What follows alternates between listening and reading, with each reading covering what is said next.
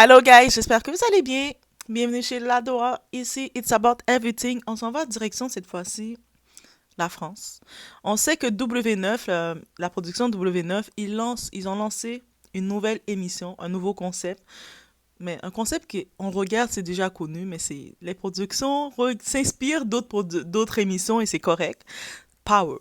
Et cette émission, ça a l'air du vent de fraîcheur. Je sais que beaucoup disent, mais la télé-réalité c'est terminé, le monde regarde plus ça. Mais c'est ça, dans la télé, qui fait le plus d'argent, c'est plus facile. Qu'est-ce qui est terminé? C'est des fois certaines redondances de certains personnages. Par contre, le concept a l'air intéressant. Le concept, c'est une histoire de jeu où ce que quelqu'un, une personne a le pouvoir, donc a le pouvoir dans le jeu, et dans le jeu, il doit prendre des décisions et ne pas se faire prendre par les autres. Je sais pas, est-ce qu'il y a une élimination s'il se fait prendre? J'ai pas trop compris dans ce rendu-là, mais j'ai compris que il doit se faire prendre. Ben, cette émission-là va débuter le 1er avril, va être lancée. Je pense qu'il y a eu les prix lancements qui ont commencé. On voit des petits bouts d'émissions. J'en profite. J'en profite à mes amis français, ou même au-delà, qui veulent, qui aient à l'affût.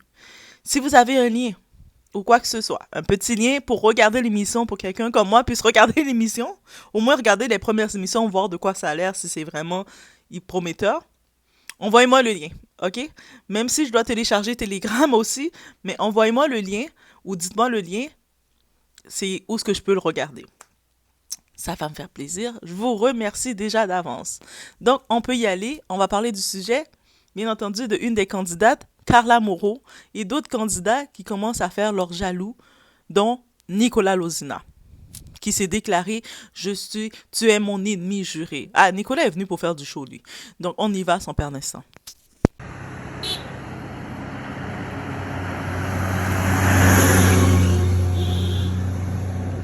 Ok, c'est bon, allez.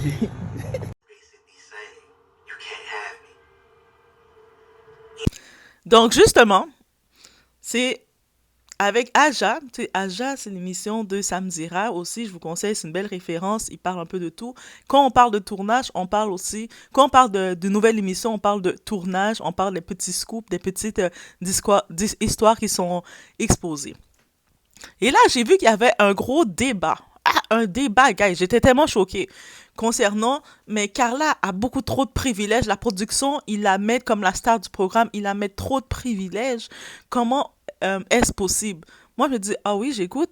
Les privilèges qu'elle a, mais quand c'est les moments de pause qui sont pas en tournage, elle a la permission de prendre l'avion pour aller voir sa fille, sa petite fille, qui a 4 ans, 5 ans.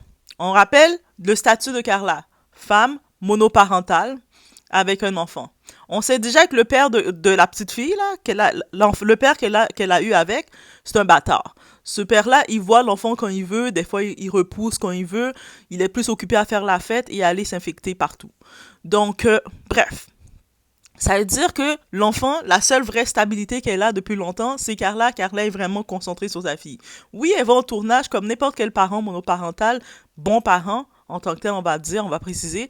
Ils doivent aller travailler. Ils vont quand même, si ils ont un travail, ils ont la possibilité de négocier leur contrat. Ils vont faire en sorte de préoser leur enfant. Certaines personnes même vont dire, regarde, le travail finit à 5 heures. Moi, à 4 heures, je dois passer chercher mon enfant à la garderie. Si vous voulez, coupez-moi des heures de pause dans mon lunch. Bref, on va s'arranger. C'est le but d'arranger son contrat. Et Carla, c'est ça qu'elle a fait. Elle a arrangé son contrat pour faire en sorte de dire, vous savez quoi? Oui, pourquoi pas faire le jeu, refaire la télé-réalité, pourquoi pas? Le concept, ça a l'air d'un jeu, ça a l'air drôle, ça a l'air sympa. En plus, elle a sa copine Maïsen avec elle, ça fait changement d'être avec des imbus d'elle. Il y a des personnes qui ne l'aiment pas. Donc là, elle négocie son contrat, même si elle a Maïsen avec elle, elle a quand même sa fille en dehors. Et puis, les raisons sont simples, elle a dit. Elle n'est pas non plus assez confortable comme cœur de maman de laisser sa fille tout seule prendre l'avion, même si elle prend l'avion avec les hôtesses. Oui, les agents de bord, peut être très agréable, très gentil avec les enfants qui voyagent seuls, mais en même temps, l'enfant, il sait que voyage seul, t'es à côté, t'es assis là, mais ils s'occupent aussi de tous les passagers, ils ont plein de choses à s'occuper. Donc, peut-être, elle n'est pas confortable, sa petite fille, elle est petite, elle connaît sa petite fille, elle connaît l'état, peut-être sa petite fille, si elle connaît, elle voit qu'elle est plus grande, elle est plus confortable, elle dit, ok, ma fille va venir me rejoindre.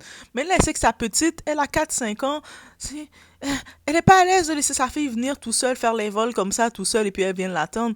Son cœur de maman n'est pas prêt à faire le tout. Elle a la possibilité de travailler, elle a eu la possibilité de gérer on va dire, avantage. Mais moi, je vois en tant que tel, c'est plus un ajustement, un arrangement. La production voulait d'elle dans le tournage, parce qu'on regarde le casting, au-delà d'avoir mis Nicolas Lozina, mais en même temps, il faut mettre Nicolas parce que il faut hate quelqu'un. Il a tellement l'air maladroit, maladroit et fou, et maladroit. Lui, il a pas l'air, on va pas le hate méchamment. Je pense que dans ce casting-là, il y a réellement personne qu'on va hate méchamment. Il va juste être un petit peu le clown là de service. Drôle et puis bête un peu. Et le monde va le répondre constamment. Surtout Maïsan commence déjà à le répondre. Autre que les jumelles El Ameur, les jumelles Océane et Marine. Mais on se rappelle d'un jeu. Océane, il fallait qu'elle se retrouve dans un autre jeu. On se rappelle d'un jeu. Il faut pas parler pendant 3 minutes. Et la première personne qui parle. Eh, tout le monde, tournez le dos. Océane t'a parlé. Bref, il fallait mettre Océane dans le jeu parce que on sait que elle et sa sœur, toutes les fois qu'on a essayé de les mettre dans le jeu, dans les jeux, ils les mettaient toujours en compétition l'une contre l'autre et ça marchait pas. Là. Elle finissait, elle est tellement influençable aussi, elle se divisait toujours avec sa sœur alors que le monde qu'on voyait de Nicolo disait ah mais toi vous êtes chanceux, vous êtes un allié, mais moi je suis comme Nicolo. Eux autres se disputent en tournage, ils sont comme ils finissent par se disputer là, ils finissent par se mettre l'une contre l'autre. Ça veut dire que oui, son sœur, oui, on voit qu'elle s'aime et tout ça, mais dans les jeux, je sais pas, il y a une d'entre elles qui semble ne pas trop comprendre le jeu ou qui est très compétitive. Il y en a une qui est compétitive, on va dire c'est Marine. Marine, c'est la plus compétitive. Celle qui est un petit peu plus influençable et des fois qui est trop rapide dans son influence, c'est Océane. Fait que les deux ensemble, ça fait du bien de les voir les deux. C'est une façon de le dire.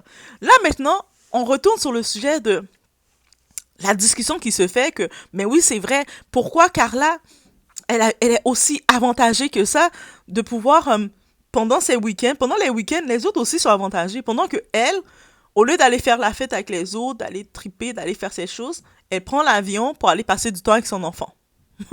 C'est ça son avantage. Les autres, eux autres, ils tripent entre eux. On les amène dans faire des activités entre eux. Pendant les vacances, ils les payent aussi. Ils sont là, ils les subventionnent pour, mettons, ils vont aller dans des restos, s'amuser dans le coin qu'ils sont, faire leurs trucs. Eux, ils sont avantagés aussi à leur façon.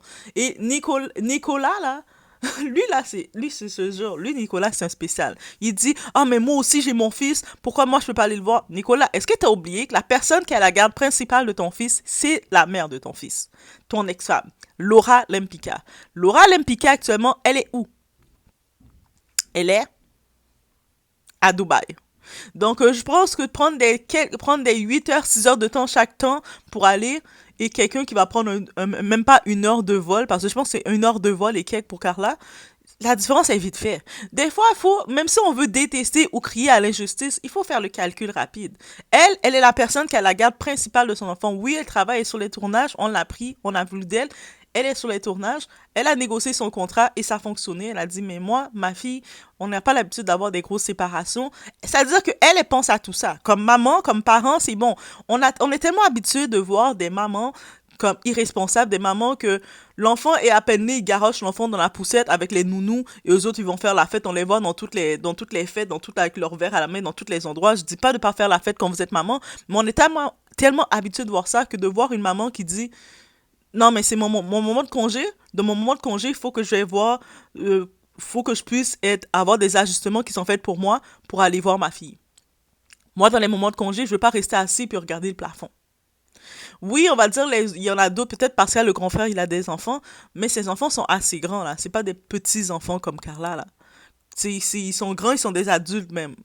Donc, ça veut dire que c'est pas la même chose. Et puis, lui, il se plaint pas. Parce que le grand frère, il est pas bête, il a le cerveau, il ne se plaint pas. La personne qui les plainte qui viennent, c'est Nicolas Lozina, ou ce que il a même pas la garde de son enfant. Nicolas Lozina, il a laissé Dubaï parce qu'il disait que c'était trop cher. La vie à Dubaï, il n'y arrivait pas parce qu'il faisait pas autant d'argent qu'il disait et tout. Il est retourné où? En Belgique, chez ses parents. Son enfant est où? À Dubaï avec sa mère. Ça veut dire que ça aurait été le même cas Il devrait au contraire comprendre que c'est elle a négocié son contrat en mettant en faveur son enfant. Et puis je suis certaine que Laura Lampika se serait retrouvée aussi dans un tournage. Elle aurait probablement fait la même demande que moi. Je dois passer pendant mes journées de congé, je dois passer du temps avec mon fils parce qu'on se rappelle, je me rappelle dans la chaîne de Laura Lolo, je pense que c'est Lolo quelque chose sur sa chaîne, Lolo Show. Elle le dit qu'elle est une mère fusionnelle avec son fils. Elle le dit, je suis une mère fusionnelle avec mon fils et je ressens l'absence de mon fils. Je suis une mère fusionnelle, on est ensemble constamment. Même quand ses activités sont horaires, elle le passe avec son fils. Ça veut dire que c'est tout à fait normal que, et c'est, on doit le normaliser ça. On doit normaliser qu'il y a des parents fusionnels avec leur enfant. Donc là, je me dis, de chercher, dès l'entrée de Carla, on voyait les commentaires. Les jumelles et Nicolas, c'est eux qui étaient plus loud pour faire des commentaires en disant ah non, c'est mon ennemi. Ça, c'est Nicolas qui disait ça. C'est mon ennemi juré. Elle là, c'est mon ennemi. Ou sinon, les jumelles, ah, elle se pense trop bonne, elle est hautaine, elle est toujours dans son coin, elle parle à personne. Je sais, mais comme les jumelles, les autres sont drôles aussi quand ils parlent. Dans ma tête, je suis comme, rester dans son coin, être à son affaire, c'est être hautaine. Ouh, on est dans une autre dimension, mais avec les jumelles, on peut même pas le prendre mal parce que la production, cette fois-ci, ils ont mis le sous-titre pour elle. Parce que des fois, ils parlent très rapidement. C'est même pas une mauvaise chose. Parce que vous savez, des fois, les jumelles, je pense qu'ils ont un langage entre elles, de jumelles. Donc, des fois, c'est comme on les entend commencer à baragouiner. On est. What? Qu'est-ce que vous dites, les filles? Mais bref. Sinon, dans tous les cas, c'est ça, ce petit point-là. Et puis, on y va avec la question. Est-ce que vous trouvez que la production a trop favorisé Carla en la permettant, pendant ces journées hors tournage, de faire le 1 heure d'avion pour aller voir sa fille? Qu'elle a la garde complète. Parce que l'autre, là, le père de sa fille, lui est occupé à s'infecter, là. Lui, de temps en temps, il voit la fille et même des fois, il déprogramme, là. Des fois, parce qu'il veut passer du temps à aller s'infecter avec d'autres filles, avec ces choses, il en profite de dire ah je vais pas la voir aujourd'hui, on va déplacer ça, il décale les jours. Est-ce que c'est bon de décaler les jours, les horaires pour l'enfant? Non. Mais ça, c'est mon opinion. Par contre, elle est complètement tout le temps avec son enfant, complètement. L'enfant, sa stabilité, c'est avec sa maman que cet enfant-là là. Et l'enfant est encore petite. Donc, à peine elle sait parler, elle est encore petite. On peut comprendre son inquiétude de maman de laisser, même si on va dire c'est 1 heure de vol, mais de laisser sa fille tout seule venir prendre le vol, elle arrive dans l'avion, elle comprend pas, elle a besoin de ses points de repère, elle peut dans son cœur de maman sentir que ça va être trop éprouvant pour la petite. C'est comme moi, c'est moi qui dois au moins aller passer mon temps avec elle, la rassurer. Parce que l'enfant a besoin de ça. A besoin, au moins, si elle n'a pas des deux côtés, au moins elle doit l'avoir d'un côté. Est-ce que vous trouvez que ça a été trop de la donner des avantages? De mettre en priorité dans son contrat sa fille? Dans son contrat, là, elle a pas dit, elle veut des ballons roses. Elle aurait dû demander ça. Elle veut des gros ballons roses avec plein de palettes d'or qui sortent des ballons. Et puis, avec du caviar, avec plein de choses. Elle a pas demandé ça. Elle a juste dit, comme les lieux du tournage, c'est à 1 heure de Marseille, en avion, quelque chose comme ça, prendre ce temps, elle, pour aller voir sa fille. Parce qu'elle elle a besoin, c'est sa fille, c'est son énergie, c'est sa meilleure amie qu'elle a dit. Au-delà de Maïsan, mais sa fille, réellement, c'est sa fusion. C'est un parent fusionnel. Et c'est toujours comme ça. Vous savez que la personne qui est capable de bien négocier sa valeur, son contrat, il va sembler plus avantagé que vous. Parce que la personne a dit, OK, vous voulez m'avoir, production. Génial. Mais voici mes termes. Et la personne qui est comme la production dit, ah, mais on a une émission, ça te tente-tu? Ah oui, je suis prêt, ma valise est dit, je suis prête. Je pense à Nicolas. Donc, tu vas rien négocier. Au pire, Nicolas, il sait que ça aurait été plus compliqué de le faire voler pour aller à Dubaï à chaque fois voir sa fille. Le budget aussi. Il faut aussi regarder le budget de la production. W9, c'est une grosse production. Mais est-ce qu'ils vont payer à chaque fois, chaque week-end, un budget pour aller jusqu'à Dubaï, avec un candidat pour passer quelques heures? Faut être logique. Donc, Nicolas, il est juste bête. Il veut juste contester. Il a juste venu faire de la contestation pour rien. Et sans oublier, Nicolas, hors tournage, il en profite d'envoyer des pics. Ah, la sorcellerie. Ah, la si. Ah, Nicolas est lourd. Moi, je vous dis, il est lourd. Et puis, j'avais vu, dans la chaîne de Laura, j'avais vu qu'elle disait ça. Elle disait une des raisons principales qu'elle a largué ce type-là parce que c'est un enfant, il est immature. C'était pas un homme. Et puis, c'est l'erreur de sa vie qu'elle a fait, à cause de lui, elle ne veut plus jamais faire ça, être avec un homme plus jeune. Et pourtant, ils n'ont pas un grand écart d'âge. Elle a quel âge? Elle a 34, 35 ans. Laura, lui, a 33, 32 ans. Ils ont même pas un grand écart d'âge. Nicolas est plus vieux que Carla, même. Mais il est lourd. Et puis, quand il dit des choses, tu vois, son cerveau est connecté à une place. C'est comme Homer Simpson. Vous savez, Homer Simpson, le personnage, où ce que dans le dessin animé, on voit un petit cerveau, une petite neurone, quand il dit je suis en train de réfléchir, et puis on voit la petite neurone qui bouge, mais c'est ça, Nicolas. C'est pour ça que je le trouve drôle. On va pouvoir le piquer. Envoyez-moi le lien, guys. Dans les commentaires, dites-moi le lien où je vais pouvoir regarder parce qu'on va pouvoir le piquer de façon drôle, mais c'est pas de façon méchante. Parce qu'on le voit qu'il est vraiment Homer Simpson. De la même façon qu'on regarde les Simpsons, on regarde Homer Simpson faire des bourdes, dire pèse pas le bouton rouge. C'est ça, Nicolas. Donc, mais sinon, on revient au sujet. Carla, qu'on commence à la dire, mais non, c'est pas juste pour les autres. Les autres aussi, ils ont de la famille, ils et tout. On parle pas de la famille, guys. Et puis ça, c'est des fois les chroniqueurs, les gens, surtout dans le Samzira, quand ils parlaient, ils mettaient en face, mais oui, les autres aussi ont de la famille. Mais là, on parle de sa fille qui a moins de 5 ans, que, elle est moins confortable à laisser prendre l'avion tout seul. Et ils ont un apport très fusionnel ensemble. Elle a négocié son contrat pour pouvoir aller la voir dans la logistique. La production, s'ils ont signé ce contrat-là comme ça, c'est qu'ils étaient capables de lui donner ça. Sinon, ils auraient dit non, c'est pas possible, tous les candidats doivent rester ensemble. C'est quand elle a négocié son contrat, elle a dit mais moi, c'est ça ma condition. Ils l'ont fait pour elle, c'est qu'ils étaient capables. C'est-à-dire pour eux, c'est pas un problème. Donc, aussi simple que ça. Est-ce que ça peut être une faveur? Oui, face aux autres, ça peut être une faveur qu'elle a été capable de négocier son contrat en mettant son enfant en avant. Aussi simple que ça. Aussi simple que ça. D'autres personnes, peut-être dans leur contrat, c'est de dire, moi, je veux avoir ma propre chambre tout seul. Ça fait partie de mes besoins parce que des fois, quand il y a trop de monde autour de moi, ça me fait respirer trop fort. Si c'est ça ton contrat, on te le donne. Si on te veut, tu demandes ça. Ah, mais c'est facile d'arranger ça. On va te le donner. Si quelqu'un d'autre dit, moi, là, dans ma clause, je veux boire de l'eau cristal parce que moi, l'eau cristal, si je bois pas de l'eau cristal, j'ai des palpitations. Commandant combien de caisses d'eau cristal, on va en commander 6 pour toi. 6 caisses. Les personnes touchées à cette eau-là, c'est pour telle personne en particulier, c'est sans sa demande. C'est aussi simple que ça. Chaque personne, je suis certaine que chaque personne a fait une demande. Oui, en tant que telle, sa demande, on le regarde dans le point de vue, mais pourquoi c'est la seule qui a le droit d'aller comme ça voir sa fille? Parce qu'elle a demandé dans sa demande. Elle a dit qu'elle, ça faisait partie de sa demande. Et puis, moi, personnellement, je trouve que c'est très louable à elle, comme étant une mère, de considérer sa fille. Beaucoup de mères vont dire, ah, mais moi, le travail, je fais le travail, et puis après, mon enfant va s'élever par les papillons. Et puis, si mon enfant est en crise, mon enfant sent des crises, ils sont mon absence, mais il va regarder les papillons.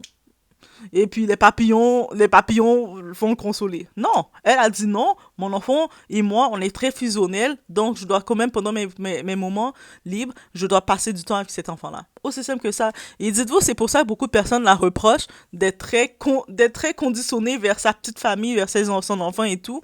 Et c'est comme, ah, si c'est de ça que vous devez la reprocher, continuez de la reprocher d'être une bonne maman. Peut-être le monde, c'est triste parce qu'il y a beaucoup de monde qui n'ont peut-être pas eu une mère présente ainsi dans leur vie. Pour eux, ils n'ont pas vu une mère faire des sacrifices comme ça pour eux qui doit être prêt. Eux autres, les sacrifices de leur mère, c'est je te dépose un endroit, je viens te voir dans 10 ans. Et puis ça va, mon enfant, je m'en vais encore, je viens te voir dans 10 ans quand tu as 20 ans et puis tu me dois la vie. Non. Voilà, je vous laisse sur ce, laissez-moi savoir ce que vous en pensez. Et encore une fois, je me répète, si vous avez le lien pour regarder l'émission qui va commencer le 1er avril, let me know, guys. Let me know, je commence à déjà recueillir les informations pour regarder où est-ce qu'on va pouvoir regarder cette émission-là. Pour ensemble, on va pouvoir peut-être donner des petites critiques, voir les moments palpitants et les moments, comment ça se passe. Actuellement, on sait que cette semaine, dans les pré-épisodes, c'est Maïsan qui est la patronne secrète. Elle a dû faire une décision. Et puis c'est pour ça que ça a l'air intéressant parce qu'on les donne des décisions qui impactent le jeu. Et puis tu dois être stratégique dans tes décisions. C'est-à-dire, on dit, tu dois nommer une personne qui va pas avoir ses affaires, accès à sa valise.